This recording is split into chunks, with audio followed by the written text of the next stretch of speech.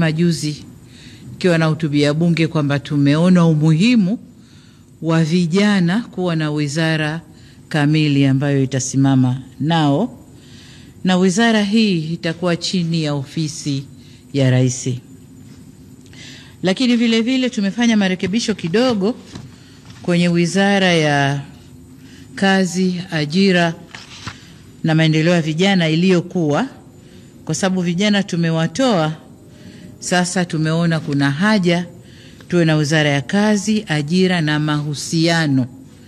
Na mahusiano maana yake ni kwamba atakayeshika sehemu hii ya mahusiano atakuwa na kazi kubwa ya kama tulivyosema, kufanya mazungumzo na makundi mbalimbali na wahusika mbalimbali nchini ili kujenga mahusiano mazuri, nayo itakuwa chini ya ofisi ya Waziri Mkuu. Sasa orodha kamili ya mawaziri katika wizara hizo 27 itakuwa kama ifuatavyo: Ofisi ya Rais, Management ya utumishi wa umma na utawala bora, waziri atakuwa Mheshimiwa Ridhiwani Jakaya Kikwete na naibu wake waziri ni Mheshimiwa Regina Ndege Kwarai.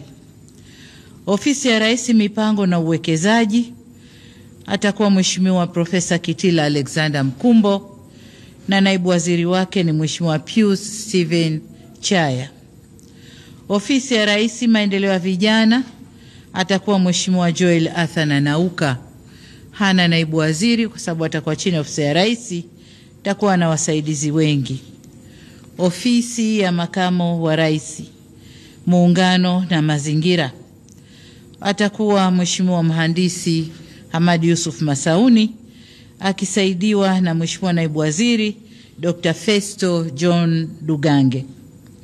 Ofisi ya Waziri Mkuu, Sera, Bunge, Uratibu na wenye ulemavu, waziri Mheshimiwa William Vangimembe Lukuvi na naibu waziri wake ni Mheshimiwa Umi Hamis Nderiananga. Ofisi ya Waziri Mkuu, Kazi, Ajira na Mahusiano, waziri atakuwa Mheshimiwa Jus Clement Sangu na naibu waziri ni Mheshimiwa Rahma Riyadh Kisuo. Ofisi ya Waziri Mkuu, Tawala za Mikoa na Serikali za Mitaa. Tawala za Mikoa ilikuwa chini ya ofisi ya Rais, lakini kwa sababu Waziri Mkuu ndio msimamizi wa shughuli zote za serikali, tumerudisha kwa Waziri Mkuu. Kwa Mheshimiwa waziri atakuwa Mheshimiwa Profesa Riziki Silas Shemdoe na naibu waziri atakuwa Mheshimiwa Ruben Nhamanilo Kwagilwa, atashughulika na elimu, na kwa upande wa afya ni Mheshimiwa Dr. Jafar Rajab Saif. Wizara ya Fedha, Mheshimiwa Balozi Hamis Musa Omar, naibu waziri atakuwa Mheshimiwa Laurent Deogracius Luswetula na Mheshimiwa naibu waziri kutakuwa na manaibu waziri wawili, Mheshimiwa Mshamu Ali Munde.